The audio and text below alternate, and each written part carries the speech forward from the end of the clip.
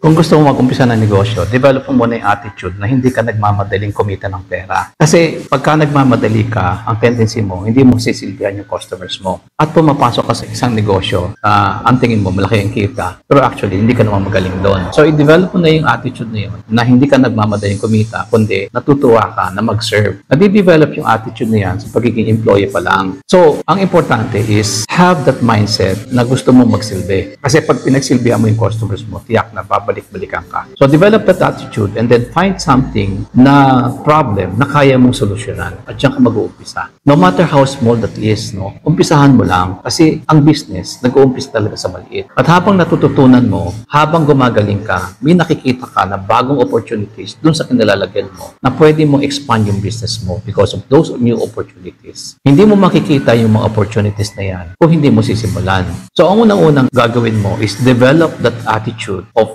being a servant habang nasa employment ka pa lang. Being a servant means you are looking for a problem and you are actually trying to solve the problem. Pagka naging problem solver ka, marami kang makikitang negosyo sa totoo lang. So, unang-una yan, hindi pera ang umpisa, kundi having the right attitude of a businessman.